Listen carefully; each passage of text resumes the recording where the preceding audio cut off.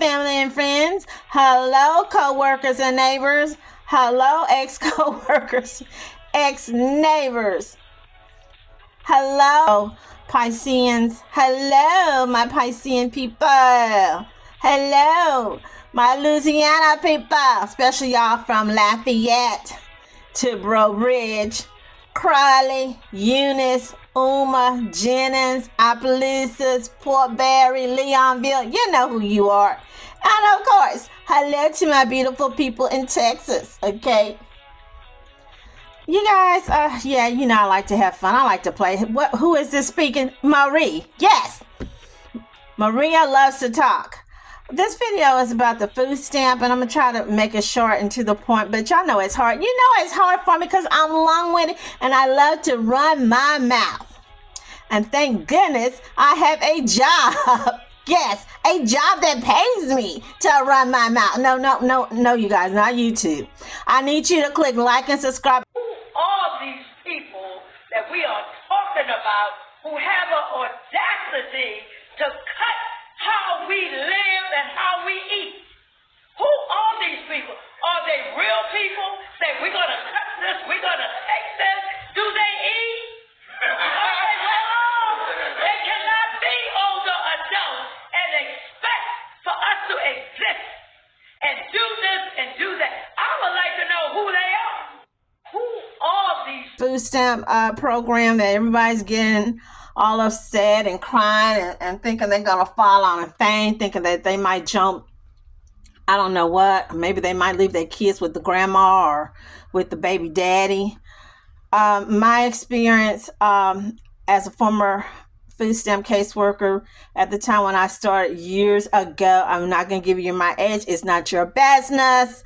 It was called Health and Human Resources.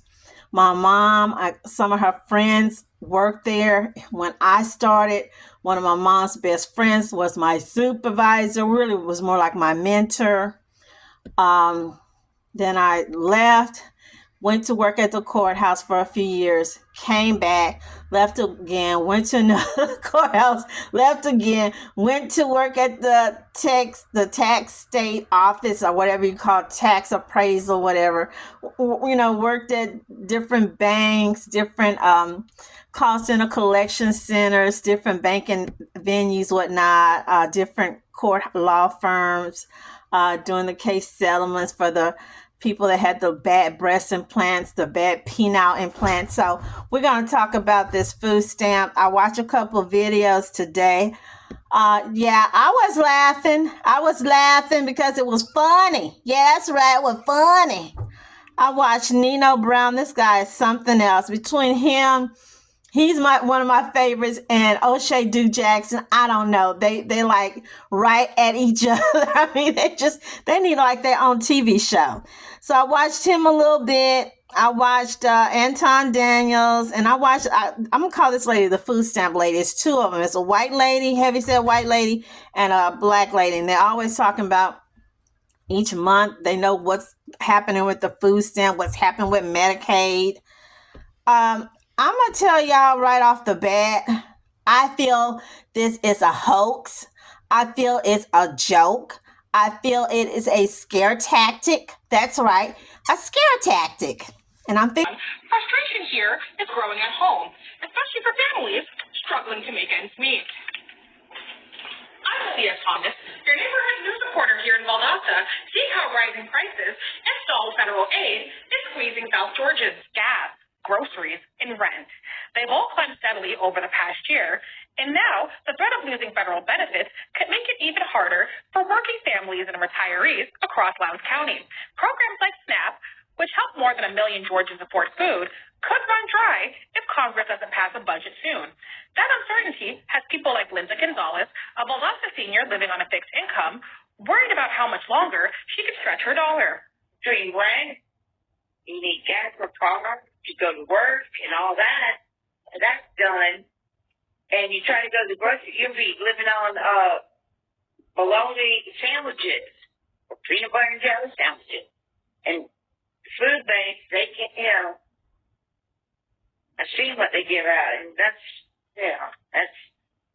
only like very weak. And the federal federal workers now missing paychecks, Linda says the blame lies squarely with Congress. If it wasn't for the federal workers, where would we be? Think about it. They do most of the work, then Congress does. They sit on there all day. Well, duh. What do we do now? I'm like, get with it. SNAP benefits are put on hold. Food pantries like Gospel Tabernacle are ready to step in.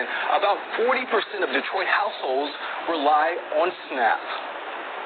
So if they're going to cut our benefits off, what are we expected to do? Like tens of millions of Americans, Tanisha Flowers could lose her SNAP benefits next month because of the government shutdown. There's nothing right about this at all. The U.S. Department of Agriculture says SNAP has money to pay benefits through the end of October, but if the shutdown continues, about 42 million people could miss payments in November. SNAP helps low-income families put food on the table. When I heard, I said, well, let me go start getting food now so I can put in the freezer, so I can put in my pantry, so it won't be so hard when it hits. As a mother of 9, Flowers is turning to food pantries like Capuchin Soup Kitchen. So all of this food is purchased from cleaners. This food pantry is preparing for a surge in need. The biggest thing is trying to make sure that we still keep operating, and so trying to make sure that we're able to get the food in. Phil Jones with the Detroit Food Policy Council has a message for lawmakers in Washington. Shame on you. If you say you represent someone and you don't make sure that they're at least healthy and well-fed, then shame on you. Are you angry? Very angry because it's not fair. It's not right. It's the government being irresponsible. I would like to bring in Pastor Yvette Harper with Gospel Tabernacle. You run the food pantry at this church. First, let's just talk about what is the need right now. We're seeing an increase in client visits, mostly seniors and adults with small children. We are making sure that the people in the community know that we're here to help. We work closely with the local school and the grocery store, even the Grand Price Market right down the street. Changes are coming. Starting November 1st, new rules could cut off assistance for thousands of Texans. That's right. This is all part of a federal law tightening work requirements for some adults. KPRC 2's Rowan Belogan explains how this could impact nearly 1 million people across our area. The State Health and Human Services confirmed with KPRC2 that they will adhere to the new law and make those changes come November 1st. This, as those who depend on the benefits tell me that they are looking at getting an additional job to keep up with the bills and those benefits. Monday through Saturday, Second Mile Mission Center in Missouri City sees up to 1,300 families in a week. Have you seen more people coming down here? Oh, yes, definitely. ¿Te quieres chorizo? Carmen Cartier-Perez is one of many employees who assist those needing help, herself included. It was already difficult, but now it's going to be a little more because I'm not in the age to retire, so the SNAP benefits were helping a lot. At 60 years old, Cartier-Perez will soon be required to show she's working at least 20 hours to keep her SNAP benefits. Under the One Big Beautiful Bill Act signed into law earlier this year, able-bodied adults up to 64 years old must meet the work rules for SNAP, up from previous cutoff of 59. Most adults who qualify for SNAP only get it for 3 months in a 3-year period unless they're working at least 20 hours a week or is in a job or training program. Here's another change. Previously, caring for a child under 18 was enough to qualify for an exemption. However, under the law, the age is now 14, so parents with 15, 16, 17-year-olds would be required to show they're working to get those benefits. These changes are outlined in a memo by the USDA, which oversees SNAP benefits. It also tells state leaders to make the changes by November 1st. Cartier-Perez is currently part-time, but as she anticipates those changes, she's considering getting a second job.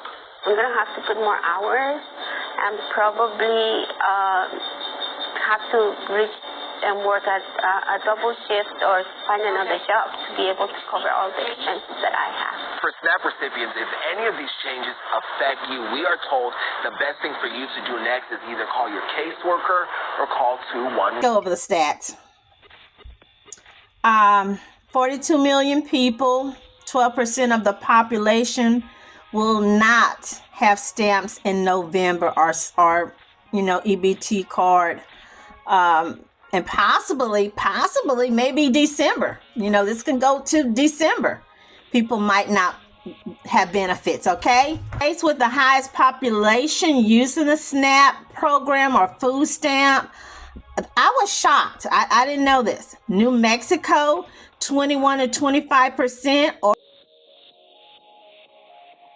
Oregon, 18%. West Virginia,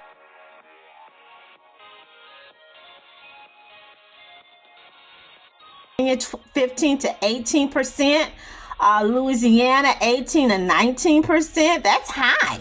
And then California, Texas, and Florida. Okay.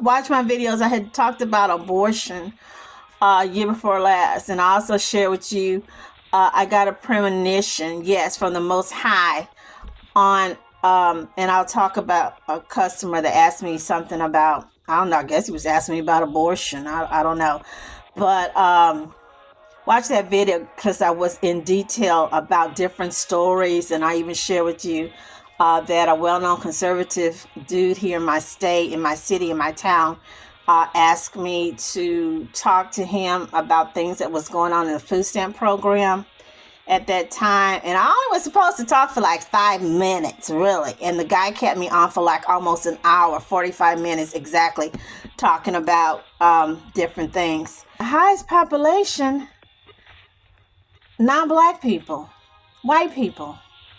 Hispanic people next. Black people last.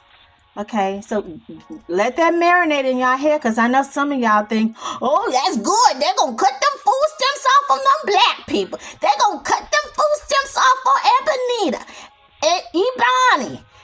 Ebononics. They're going to cut the food stamps off Lakeisha, Boom Keisha. That's good. They don't need no food stamps. Y'all, don't get me started. I was so shocked when I first started, because I was so gullible and naive of a lot of the things. And I was shocked myself, because that's all I heard all my life as a teen, preteen growing up. It's just the black people on the food stamps. It's just our black people on the food stamps, you guys. And don't get me talking about who's committing the most fraud, okay? Take a look behind me. The owner of this store put a sign in the front door saying they are on 2 weeks vacation, when in reality, they are under state and federal investigation. Deputies say more than 60 people used their food stamp cards here to swindle the government out of close to $3 million in cash over just the past 2 years. Now, it's a small store, but deputies say the owners were involved in a big trafficking operation. Food stamp cards are supposed to be used to buy healthy food. Deputies say the suspects didn't buy a thing inside. Instead, they used their electronic cards to get cash from the clerk, while the store allegedly kept 50% of the profits. Remember, that's taxpayer dollars. 24 of those suspects have been arrested so far, and deputies are out right now looking for the rest. The sheriff's office says it's a big problem in out there that think that they can do this and get away with it, better start looking over their shoulder, because we're coming after them. The 61 suspects are facing state felony charges. Federal charges are pending and could be filed by the end of this week for the workers that were involved inside. Living a life of luxury filled with yachts and fancy homes, and now they're on the run. ABC's Ryan Smith is here with the details. Hey, Ryan. Hey, Bianna. Some of us dream of living high on the hog with lavish homes and fancy cars. Well, according to Minnesota officials, one couple ran an elaborate scheme to do just that and collect welfare and even food stamps at the same time. A self-proclaimed lord and lady on the run. According to them, he's an heir to Scottish nobility. Minnesota authorities accusing Andrea and Colin Chisholm III of defrauding the government by collecting over $167,000 in welfare, medical assistance, even food stamps, all the while allegedly living it up in this $1 million mansion. Lord and Lady Chisholm III are fraudsters of the first degree. Investigators say a major scam, rivaling that of the movie American Hustle. Lady Edith Green, please. So good to see you again. These are the roles that we were meant to play. Their alleged web of deceit spanning some 7 years across 2 states. According to this complaint filed with the court, first collecting from Minnesota, then Florida, and for about a year, receiving benefits from both states at the same time. In 2005, authorities say they started receiving public assistance after claiming they were living with Andrea's mom in Minneapolis. According to investigators, they were instead living on this $1.2 million yacht in Florida. These rich folks ripped off the system. Though the Chisholms at one point claimed they only had $80 to their name, the criminal complaint tallies up millions going into bank accounts and a spending habit that included $23,000 worth of plane tickets, cell phone bills, and fine dining in just 1 month. This office is going to do everything. Who's got the husband in the house that's got a job working as the president or CEO of a light company, or he's a district manager who's building a second home in another town, who's got his and her fancy cars, and they're coming in, who owns 1 or 2 nail salons, and they're coming in getting their full food stamps, who's driving a brand new Range Rover, Land Rover. I didn't even know what a Range Rover, Land Rover was until I went to the south side of town to work. And one of my cousins, no, she wasn't black. She wasn't an ebony. She wasn't a Laquita. She wasn't a Boom Keisha. Yeah. And I said, girl, that's your customer. That's your customer that's fixing to call this chick. You better ask her where. And my customer, she has lie after lie after lie after lie, you guys. And I will let y'all know she was non-black. So I'm upset because when I'm in the stores, I share with you several family members work at Costco, HEB, Walmart. I worked at Sam's Club for 10 years. I always kept a part-time job, so that was my part-time hustle.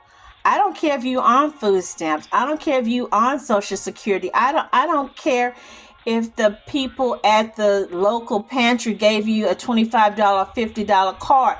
That's your business. If you want to go into the store and buy yourself or your family a case of Coke, if you want to buy your children a thing of cupcakes, if you want to buy a pack of gum, okay?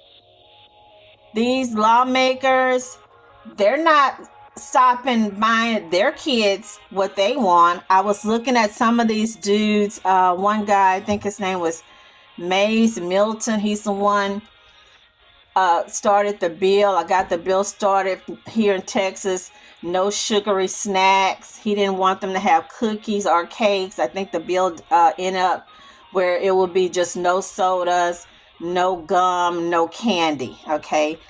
Him, there was another guy, and all these 3 dudes, when I look them up, all these Republicans, they're all millionaires, multimillionaires, lawyers. Some of them have cattle ranching companies, blah, blah, blah. Their kids probably sitting up every day eating filet mignon or porterhouse steak.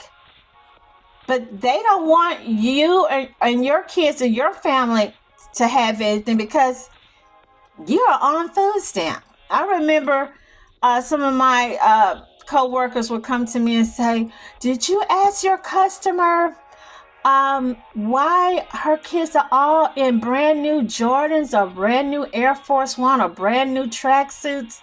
And I was like, huh? That's not my business. That's not my concern, okay? Because I will tell you from my perspective, I've had family members live with me. I've had family members that I have bought stuff for or gave them my Target card, Macy's card to go get whatever. I bought things for kids that wasn't related to me. So you don't know. This could be a gift from a godmother, godfather. It could be when the person used to work. And I worked at JCPenney's part-time. I had several customers would come in and they had a basket full of stuff they were buying for their grandkids that was away in school, in college, or out of the country. Yeah, I went there, you guys. Food stamps. When FDR signed the new bill or the new plan or the new deal, whatever it's called, black people, Negroes was not included. Our people wasn't getting it. Okay? They were not included. They were not involved. They did not get any help. Food stamps or black people getting it, that just started pretty much like, I would say the 70s maybe. Those people, black people wasn't getting enough food stamps. Where y'all coming from?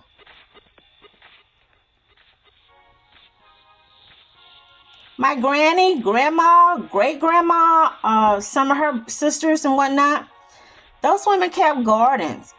They had fruit trees. They had berries. They had chickens. They had hogs.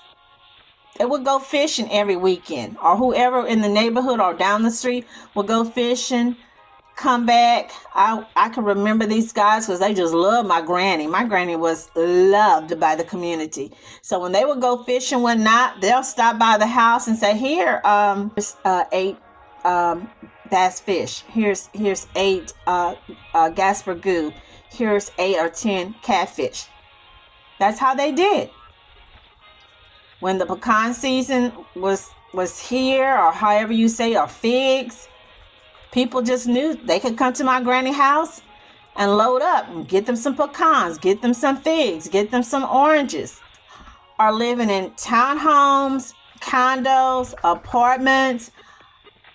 Even if you do contain a garden, we just bought a whole bunch of stuff last summer. I bought a few things earlier this summer. Nothing came out. I had to throw my Meyer lemon tree away 2 weekends ago, and I was so mad because it never made anything. I had it for 2 years, watering it, blah, blah, blah. Nothing was made. I saw people being so insensitive, so hateful, so cruel, so mean. Well, they can just grow a garden. They can just get them some seeds. They need to save their food stamps they have this month. If you have a certain amount, a lot of people have just a certain amount. Even the amount that they're getting does not carry them to the whole month. They have to go it out, or they have to take their cash money to make ends meet. Okay, so that's really hard to tell somebody, to me, insensitive, to say, oh, you need to just make a garden. You need to just do this. You need to leave them sugary sodas alone. You need to leave those Fritos and potato chips alone. Yeah, I went there. This man, that's right. I said this man, and I'm not gonna be like Jasmine Crockett. And I don't like seeing people jumping on Jasmine Crockett. I like Jasmine Crockett. That's right. I said it. I like Jasmine Crockett, and I like that other lady. I forgot, the one that used to be on ESPN. I like her too. Okay, so now it used to be 18 to 54. Now it's going to be 18 to 64. So he has increased the age. You guys, when I work at the call center, calling people about their bills, taking payments and whatnot, and at the call center I was at, the people had to have at least a 700 something credit score. And we brag, or our company bragged, that the people, for them to get along with us, they had to be way up the echelon. I had a dude from Las Vegas basically crying on the phone, older white gentleman in his mid-50s, and he was saying, ma'am, I can't even get anything. They don't want to hire me in some places because of my age. He was right at 54, 55. How is a person going to get a job 54 and now you didn't increase it to 64? They don't even want to hire some of these people in their 40s. One of my sister-in-law, she kind of was laughing about, not about the food stamps, about somewhere she went and worked, one of these old high sedidity bougie doctors. Yeah, he was a white doctor, he wasn't black, and he was laughing and giggling with the other people, telling them that he didn't want a particular woman to work with him, and that he wanted another chick to work with him because that girl had a big old fat booty, and every time she moved around, she would knock everything off his, I don't know, whatever you call it, his medical stand, and he just didn't want to be bothered with her. He just didn't like her. He just couldn't stand her. And no, she wasn't a black girl. She was a white, heavyset, chunky little girl. So we've got age discrimination, and yes, we've got weight discrimination, but they put in this 18 to 64 requirement on people, 20 hours a week. That's kind of old because I believe it's always been 20 hours a week, even when I worked there. No one had brought this out, and I have to bring it out.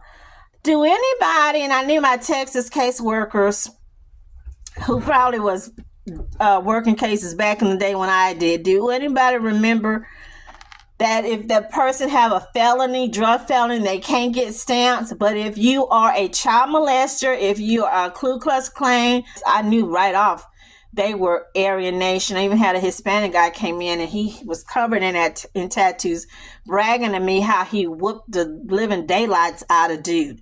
These dudes can get food stamps, but if you got that drug felony, you can't. So when that drug felony came out, they also came out with, for the immigrants, if you have a residency card, you could get stamps, and then they changed it. They had to have 40 quarters of work history, meaning 10 years work history. So a lot of people couldn't prove they had 10 years work history. A lot of people, because it's mainly women with, their kids, or at least they're saying it's just them and their kids, and the husband went to Mexico or wherever, or he went to, I don't know, let's just make up something. He went to Canada. So when I came back the second time, my manager said, I want you to know, because I know you from the old school, and I know you was way back in there, but they done change it because these grocery stores, H-E-B, Kroger's, Walmart, Food City, Food Town, la, la, la, la, la, la. She said, girl, they went and they complained and whined and threw down and everything, and told them that they were losing money because they food stamp people wasn't coming in. And I look at her like, are you kidding me? You mean that the grocery stores were able to make the government, the state of Texas, change the rule for the women that were, even though they had their residency card, the naturalization card. No, they're not U.S. citizens, but that other card, the green card. But if they didn't have 10 years work history, they made them change it. But they didn't change it for the drug felons. Okay, so last week, a few weekends ago, young black guy came in, asked me, he said, ma'am, where's the plan B? Or you know how I can get the plan B? And I was like, plan B? I was like, I don't know what that is. So when I pointed him to go ask the person in charge, after he left, I went to them and they said, yeah, the plan B, we don't carry it here. And I'm looking it up. I'm like, oh, okay, that's okay. I see what it is. The conservatives say, them and evangelicals, that they don't want abortion. Abortion is wrong. Abortion is wrong. Abortion is a sin. It's a crime. Blah, blah, blah, blah, blah, blah. They took away the plan B, the other abortion pill that people could get. That says not enough kids being born. Not enough kids. Nobody's having babies. Okay, why in the heck are you punishing people that have kids? You crying and whining about you don't want them to have abortion. We need more kids. The people got kids, but you don't want the people to be able to feed their kids? Come on now. Is that Christian? Is that godly? Is that of God? No, it's not, homie. It's not. It's evil. It's demonic. Just had to throw that out.